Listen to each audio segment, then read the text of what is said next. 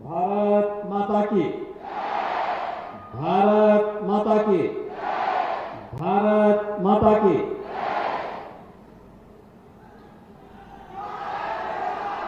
उत्तर प्रदेश की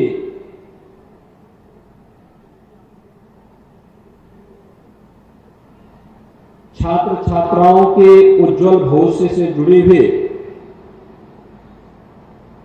3 महत्वपूर्ण कार्यक्रमों को आगे बढ़ाने की श्रृंखला में आयोजित आज के इस कार्यक्रम में गोरखपुर में मेरे साथ मंच पर उपस्थित गोरखपुर के माननीय सांसद श्री रविकिशन शुक्ला जी, महापौर डॉक्टर मंगलेश श्रीवास्तव जी, माननीय विधायक श्री विपिन सिंह जी, प्रदीप शुक्ला जी, अपर मुख्य सचिव माध्यमिक शिक्षा श्री दीपक कुमार जी, जिलाध्यक्ष युधिष्ठिर सिंह जी, महानगर अध्यक्ष राजेश गुप्ता जी, श्री ज्योति प्रकाश मस्करा जी, आज के इस कार्यक्रम में उपस्थित विभिन्न विद्यालयों के सभी प्रबंधक और प्रधानाचार्यगण, वर्चुअली जुड़े हुए सभी माननीय जनप्रतिनिधिगण और प्यारे छात्र छात्राओं, आज एक साथ 3 बड़े कार्यक्रम को हम आगे बढ़ा रहे हैं, जिनमें अभी मंच पर आपने देखा होगा कुछ छात्रों को स्वामी विवेकानंद युवा सशक्तिकरण योजना के अंतर्गत टैबलेट और स्मार्टफोन का वितरण हुआ। इसके साथ ही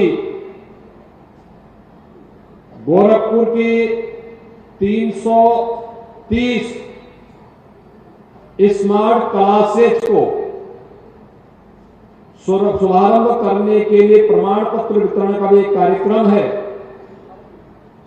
और प्रोजेक्ट अलंकार के अंतर्गत गवर्नमेंट इंटर कॉलेजेज में, गवर्नमेंट गर्ल्स इंटर कॉलेजेज में या सरकार के द्वारा अनुदानित अशासकीय इंटर कॉलेजेज में भवन निर्माण के लिए सरकार के अनुदान कार्यक्रम को आगे बढ़ाने का एक नया अभियान है। इस कार्यक्रम में जुड़े हुए प्रदेश भर के हमारे सभी जो संस्थाएं आज इस कार्यक्रम के साथ जुड़ी हुई हैं, उसके भी प्रधानाचार्य और वहां के छात्र छात्राएं भी होंगी। इन सभी कार्यक्रमों के लिए मैं उत्तर प्रदेश के उन लाखों छात्र छात्राओं को जो इस अभियान से लाभान्वित होने वाले हैं, विद्यालयों को, उनके शिक्षकों को, प्रधानाचार्यों को और शासकीय सहायता प्राप्त अशासकीय विद्यालयों के प्रबंधकों को भी मैं हृदय से बधाई देता हूं, अपनी शुभकामनाएं देता हूं। 3 प्रकार के जो एक कार्यक्रम है, जिसमें पहला मैंने बताया कि टैबलेट और स्मार्टफोन 2021 में, नवंबर 2021 में हम लोगों ने इस योजना को प्रारंभ किया था। इसके पीछे का उद्देश्य था कि हम प्रदेश की अपनी युवा शक्ति को डिजिटली सक्षम बना सके।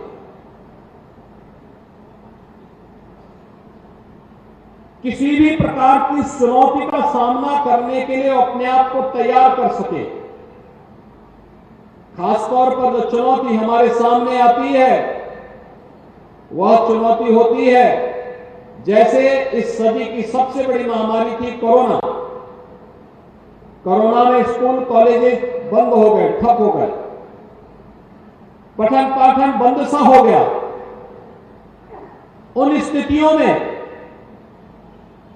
कैसे हम लोग इस कार्यक्रम को आगे बढ़ाएं। तब प्रधानमंत्री मोदी जी ने एक विजन दिया था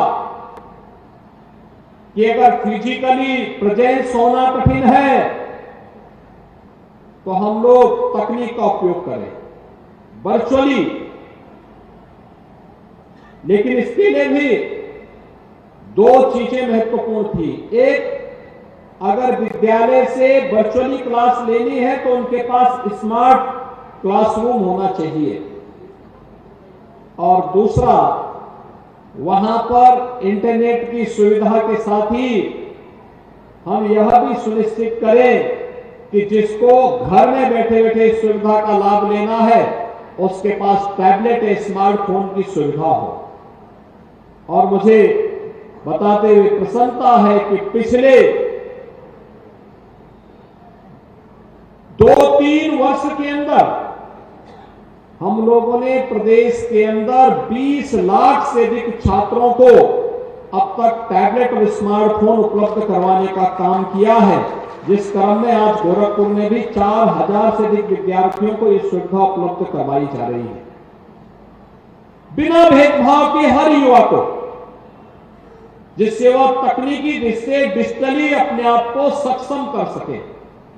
आप इसमें देखेंगे आपके टैबलेट स्मार्टफोन में केंद्र और राज्य सरकार की युवाओं से जुड़ी हुई सभी प्रकार की, छात्रों से जुड़ी हुई सभी प्रकार की योजनाओं को उसमें जोड़ा गया है। आप अगर उस स्मार्टफोन और टैबलेट को देखेंगे तो उसके माध्यम से आपको केंद्र और राज्य शासन से जुड़ी हुई सभी महत्वपूर्ण जानकारियां प्राप्त हो जाएंगे, और उसके अनुरूप आप अपने आप को तैयार करके स्वावलंबन के रूप में अपने जीवन को आगे बढ़ाने में योगदान देकर के प्रधानमंत्री मोदी जी के विकसित भारत की परिकल्पना को साकार करने में अपना योगदान दे पाएंगे। तो एक टैबलेट और स्मार्टफोन वितरण का एक कार्यक्रम, इसमें हमें 2 करोड़ युवाओं को इस योजना के साथ जोड़ना है और यूपी को डिजिटल इंडिया मिशन के साथ देश के अग्रणी राज्य के रूप में स्थापित करना है। और इसके लिए इस बड़े कार्यक्रम में आज मुझे गोरखपुर में इतने युवा विद्यार्थियों के साथ जुड़ने का अवसर प्राप्त हुआ है, जिन्हें टैबलेट स्मार्टफोन प्राप्त हुआ है उन सबको मेरी बधाई। जिन्हें नहीं प्राप्त हुआ है वे इंतजार करें, उनको भी इस योजना का लाभ अवश्य प्राप्त होगा। इसके लिए मैं अभी से उनको अपनी शुभकामनाएं देता हूं। दूसरा है स्मार्ट क्लास का। आपने देखा होगा 141 विद्यालयों के 330 क्लासरूम में आज एक साथ स्मार्ट क्लास की स्थापना का कार्यक्रम भी CSR निधि से हम पैसा दिला रहे हैं। हर विद्यालय में 2-2 ऐसी क्लासरूम होंगी, जिस क्लासरूम में हम लोग विद्यार्थियों को इसके माध्यम से जोड़ देंगे, और इसका उपयोग तो बहुत अच्छा हो सकता है। अगर संस्थाएं चाहेंगी तो उस स्मार्ट क्लास के साथ डिजिटल लाइब्रेरी को जोड़ सकते हैं, अच्छे कंटेंट को जोड़ करके, अच्छा उस पाठ्यक्रम, किसी भी पाठ्यक्रम से जुड़े हुए अच्छे कंटेंट को जोड़ देंगे तो विद्यार्थी उससे बहुत लाभ ले सकते हैं। और आज मुझे बताते हुए प्रसन्नता है कि गोरखपुर के सभी गवर्नमेंट कॉलेजेस को, शासकीय सहायता प्राप्त कॉलेजेस को और अन्य महत्वपूर्ण संस्थाओं को भी इस सुविधा से जोड़ने का कार्य हो रहा है। मैं इसके लिए अब अगर स्मार्ट क्लास हो, टैबलेट और स्मार्टफोन हो, तो मैं विश्वास के साथ कह सकता हूं कि अब कोरोना जैसी महामारी भी आपके पठन पाठन को बाधित नहीं कर पाएगी, उसका मुकाबला आप आसानी से कर पाएंगे। लेकिन याद रखना, एक टैबलेट और स्मार्टफोन रवि किशन की फिल्म को देखने के लिए नहीं है। ये विद्यार्थियों को अपने पाठ्यक्रम के कंटेंट को देखने के लिए, डिजिटल लाइब्रेरी के साथ जुड़ने के लिए और अन्य कार्यक्रमों के साथ। कितने लोगों ने रवि किशन की फिल्म देखी है? उनको देख के मत खड़ा करना हाथ, वैसे बताओ, ठीक है। लेकिन ये इस फोन का उपयोग आप अपने पाठ्यक्रम में अपने आप को तकनीकी दृष्टि से सक्षम बनाने में, केंद्र की उन तमाम योजनाओं में क्या है, पीएम स्टार्टअप की योजना क्या है, पीएम स्टैंडअप की योजना क्या है, पीएम मुद्रा की योजना क्या है, ऐसे ही उत्तर प्रदेश के अंदर मुख्यमंत्री कन्या सुमंगला की योजना क्या है, वन डिस्ट्रिक्ट वन प्रोडक्ट की योजना क्या है, अब मुख्यमंत्री अभ्युदय की योजना क्या है। इन सभी योजनाओं की जानकारी लेने में आपको ये टैबलेट और स्मार्टफोन योगदान देगा।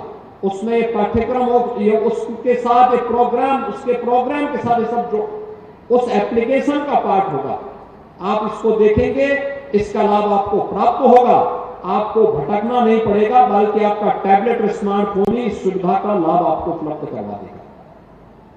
और मुझे लगता है कि आपको इसको बेहतर तरीके से अपने आप को इसके माध्यम से अब न केवल स्मार्ट सिटी होगी, बल्कि स्मार्ट युवा भी यूपी का होगा। यह योजना उसी दृष्टि से हम लोगों ने प्रस्तुत किया है। स्मार्ट क्लास और टैबलेट और स्मार्टफोन आपको स्मार्ट युवा के रूप में भी प्रस्तुत करेगा देश और दुनिया के सामने। तो इस कार्यक्रम को हम आगे बढ़ाने जा रहे हैं और इस कार्यक्रम के तहत आज इतने युवा विद्यार्थियों के साथ मुझे जुड़ने का अवसर प्राप्त हुआ है। जिन्हें सुविधा प्राप्त हो रही है उन सबको हृदय से बधाई, उन सबको मेरी शुभकामनाएं। जिन विद्यालयों में स्मार्ट क्लासेस लग रही हैं वे लोग इसका उपयोग जरूर करें, क्योंकि जो कंपनी लगा रही है वो कंपनी कुछ समय तक आपको सर्विस भी देगी, फ्री में सर्विस देगी, उनके लोग भी उसके साथ जुड़े होंगे। और अगर आप एक बार उसके साथ जुड़ जाएंगे, आपकी हिचक दूर हुई, तो आप देखेंगे लंबे समय तक आपको डिजिटली उतनी मजबूती प्राप्त होगी और आने वाले समय में आप अपने आप को, क्योंकि अब तो हम इतना आगे इसमें मजबूती के साथ पूरी दुनिया इधर भाग रही है, पूरी दुनिया इसके साथ जुड़ रही है। यानी हम लोग तो गांव-गांव में, कल हम लोगों ने उत्तर प्रदेश में कुछ नए कार्यक्रम प्रारंभ किए थे, जैसे मॉडल फेयर प्राइस शॉप। ये राशन की दुकानें अब हम मॉडल शॉप के रूप में विकसित कर रहे हैं और वहां पे कॉमन सर्विस सेंटर भी स्थापित कर रहे हैं। वहीं पे आप पूरे हम रेवेन्यू रिकॉर्ड को अब डिजिटली कर रहे हैं। अब उसमें लेखपाल को जरीब लगा के नापने की आवश्यकता नहीं पड़ेगी। उस समय के बाद आप देखना, वो तो एक जगह बैठ करके ही आप तय कर लेंगे कि आपकी जमीन का कोऑर्डिनेट क्या है और उसी के अनुरूप आपको आपकी जमीन पर कब्जा लेने से कोई वंचित नहीं कर सकता, क्योंकि वह तो आपके पास डिजिटली आपके पास एक प्रमाण हो जाएगा। एक बड़ा कार्यक्रम ऐसे ही, चाहे वो रेवेन्यू रिकॉर्ड हो, चाहे वो किसी भी अन्य प्रकार के कार्यक्रम, अगर आप यहां से सीखना प्रारंभ करेंगे तो आपको आने वाले समय में कहीं भी मात नहीं खानी पड़ेगी और अभी से उस सकारात्मक ऊर्जा के साथ जुड़ करके आपको अपने आप को आगे बढ़ाना है। और तीसरा कार्यक्रम हम लोग यहां पे जो प्रारंभ कर रहे हैं, जो प्रदेश की सबसे बड़ी योजना है, और वह है प्रोजेक्ट अलंकार। ये बहुत बड़ा कार्यक्रम है। मैं अक्सर जाता था, देखता था, मैं जिस भी जनपदों में जाता था, पुराने विद्यालय जितने भी थे, इंटर कॉलेजेस थे, देखा ना 3-3 लोग, महापौर भी, सैजनवा के विधायक भी, महानगर अध्यक्ष भी इस इंटर कॉलेज से पढ़े हुए हैं, लेकिन भवन बहुत जर्जर है। नया भवन हमने 2 साल पहले बना करके तैयार किया यहाँ पे, लेकिन हमें इस चीज को ध्यान में रखना होगा कि पुराने इंटर कॉलेज सब जर्जर थे, आज उनके पास साधन नहीं थे और उनकी हालत खराब थी और कुछ भवन इतने जर्जर थे कि उनमें पेड़ भी जम गए थे। मेरी सबसे पहले विद्यालयों के प्रधानाचार्यों से भी और जो शासकीय सहायता प्राप्त और शासकीय विद्यालय उनके प्रबंधकों से मेरी अपील होगी कि उन विद्यालयों की नियमित साफ सफाई की व्यवस्था वे लोग किया करें, पेड़ न उगने दें, बरसात के पहले भी और बरसात के बाद भी छतों को साफ करके रखिए। नियमित साफ सफाई की व्यवस्था होनी चाहिए। साल भर में एक बार पुताई रंगाई का कार्यक्रम कराना चाहिए, जिससे लंबी आयु उस विद्यालय की हो, और वह एक लंबे समय तक, लेकिन 70 साल, 100 साल, 90 साल, 60 साल पुराने विद्यालयों की स्थिति रख रखाव के अभाव में भी जर्जर हो गई थी, और इसलिए हमें भय लगता था ऐसा ना हो कि इसके कारण कभी कोई भवन जर्जर हो जाए, गिर जाए, जनहानि हो जाए, किसी छात्र को, किसी शिक्षक को नुकसान हो जाए। मैंने अक्सर कहा, तो मुझे अक्सर विभाग के बोलता था कि साहब इसकी कोई स्कीम नहीं है। मैंने कहा स्कीम नहीं है तो शासन का काम है स्कीम बनाने की, उस प्रकार की नीति बनाने की, और हमने प्रोजेक्ट अलंकार के अंतर्गत यह व्यवस्था बनाई है।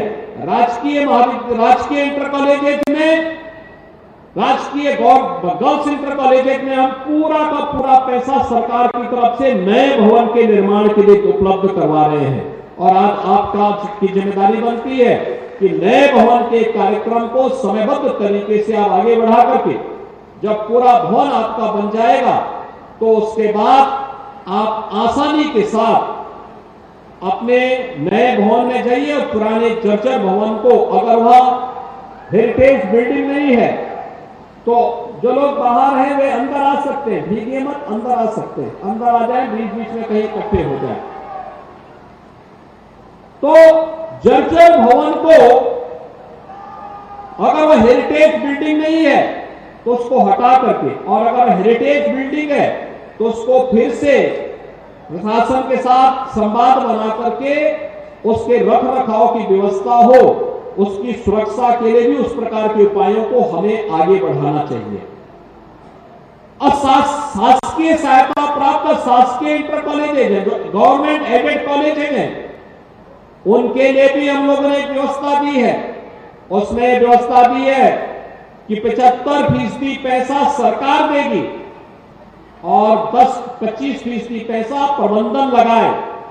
इसमें वे CSR से भी, विधायक निधि से भी, सांसद निधि से भी पैसा ले सकते हैं, और उस पैसे का उपयोग वे सबसे पहले विद्यालय में विद्यार्थियों की सुविधा के लिए अच्छे बिल्डिंग बनाने में करें, डिजिटल लाइब्रेरी बनाने के लिए, बालक बालिकाओं के लिए टॉयलेट बनाने के लिए उसका उपयोग करें, जिससे अच्छे विद्यालयों का निर्माण किया जा सके, और वे लोग उसके माध्यम से उनके एक अच्छा भवन हम दे देंगे। तो भवन अच्छा हो तो स्वाभाविक रूप से कोई भी खतरा फिर नहीं।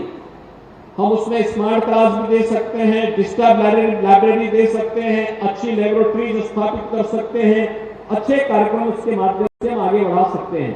आज प्रदेश भर के पूरे कार्यक्रम का शुभारंभ यहां से हो रहा है, जिसमें 69 विद्यालय तो अकेले गोरखपुर मंडल के हैं जिनको पैसा जारी हो रहा है।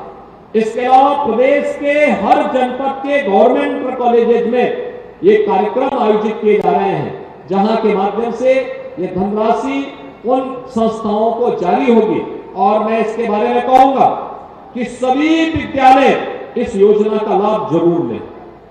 सरकार पैसा देना चाहती है, जर्जर भवन नहीं होने चाहिए, किसी शिक्षक को, किसी विद्यार्थी को नुकसान नहीं पहुंचना चाहिए, और अच्छा भवन बना करके, अच्छा इंफ्रास्ट्रक्चर खड़ा करके हम इस बात को आगे बढ़ाएं।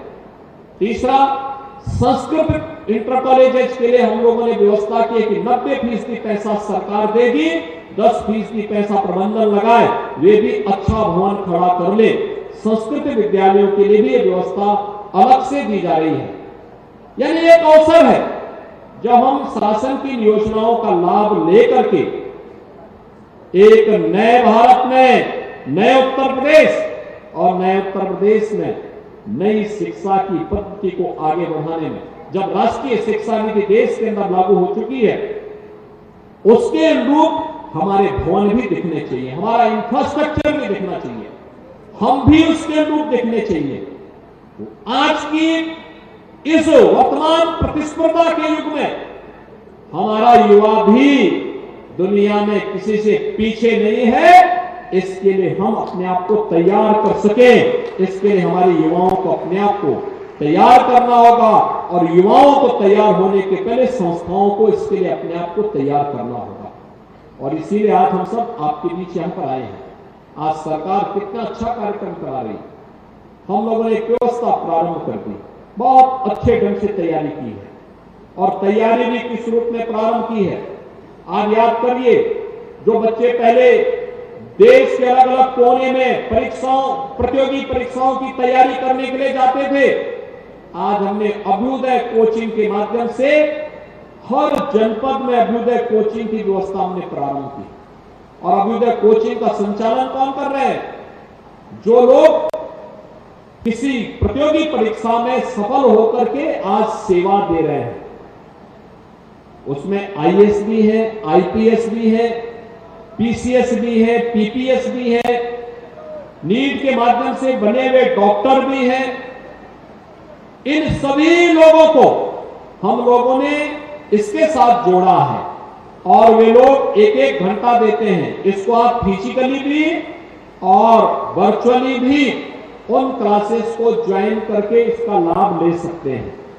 यानी अभ्युदय की व्यवस्था हो, बेटी के जन्म लेने से लेकर के शादी ब्याह तक की व्यवस्था आज सरकार कर रही है। हमने अप्रैल से 25,000 रुपए मुख्यमंत्री कन्या सुमंगला योजना में बेटी के अनुदान के लिए उपलब्ध करवाने की व्यवस्था कर दी है और साथ ही साथ बेटी की शादी के लिए मुख्यमंत्री सामूहिक विवाह योजना में 51,000 रुपए की राशि भी उपलब्ध करवाने की कार्रवाई को आगे बढ़ाया है। ये सभी योजनाओं की जानकारी हमें होनी चाहिए। एक युवा अगर अपना पढ़ाई पूरी करके बाहर निकलता है, स्वयं का स्टार्टअप स्थापित करना चाहता है, स्वयं का बिजनेस आगे बढ़ाना चाहता है, तो फिर उसको कहां से सहायता मिलेगी? ये पूरी स्कीम आपको इसके साथ जोड़ेगी।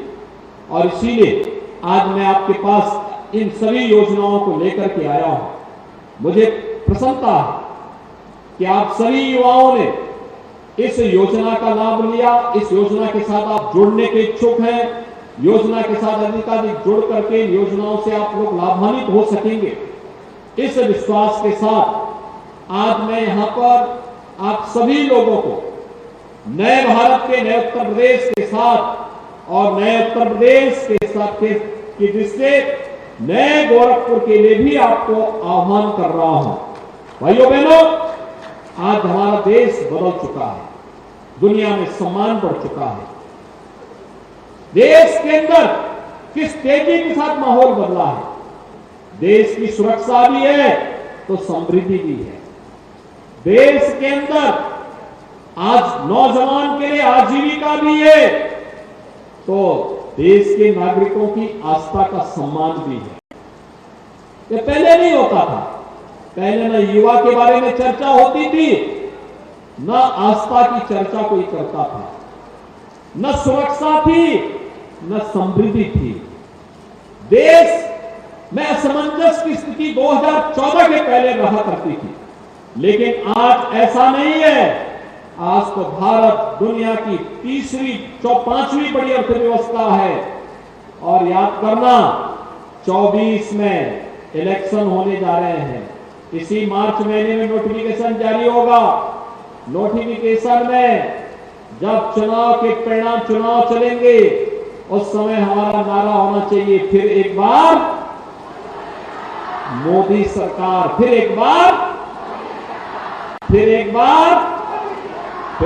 मोदी सरकार। का मतलब 2024 में, जब मई 2024 में प्रधानमंत्री मोदी जी तीसरी बार देश की बागडोर संभालेंगे तो भारत दुनिया की तीसरी बड़ी अर्थव्यवस्था के रूप में आगे बढ़कर के एक विकसित भारत की परिकल्पना को साकार करेगा। विकसित भारत का मतलब हर नागरिक विकसित होगा, हर व्यक्ति की प्रति व्यक्ति आय बढ़ेगी, सुविधाएं बढ़ेंगी, भारत सक्षम होगा, समर्थ होगा और भारत का कोई दुश्मन भारत को आंखें नहीं दिखा पाएगा। जो आंखें दिखाएगा तो उसको भी सबक सिखाने का काम करेगा। इस प्रकार की व्यवस्था हमारी होनी चाहिए। आज के इस अवसर पर मैं एक बार फिर से आपका आह्वान करूंगा कि हम सभी लोग इन कार्यक्रमों के साथ जुड़ेंगे आज के इस कार्यक्रम के अवसर पर मैं एक बार फिर से इन सभी कार्यक्रमों के लिए जिन विद्यालयों को आज प्रोजेक्ट अलंकार के अंतर्गत ये शासकीय अनुदान उपलब्ध हो रहा है, उन सभी को भी मैं हृदय से बधाई देता हूं, अपनी शुभकामनाएं देता हूं और विश्वास व्यक्त करता हूं कि वे लोग भी समय समय पे सरकार के जो पत्र आते हैं, जो जियो जारी होते हैं, अगर प्रिंसिपल भी, प्रबंधक भी, अन्य लोग भी उन जियो को पढ़ करके और उसके अनुरूप अपने संस्थान को बनाने का कार्य करेंगे, उसका बड़ा लाभ आपको भी प्राप्त होगा, विद्यार्थियों को प्राप्त होगा, शिक्षा जगत को प्राप्त होगा। और शिक्षा के बगैर किसी देश का कल्याण नहीं हो सकता है, किसी समाज का उन्नयन नहीं हो सकता है। शिक्षा मूल है, विकास की धुरी है, इसके बगैर कोई आगे नहीं बढ़ सकता। आप सबको मैं इस अवसर पर हृदय से बधाई देता हूं। कुछ ही दिनों के बाद होली आएगी। इस समय परीक्षाओं का लोड भी आपके ऊपर होगा।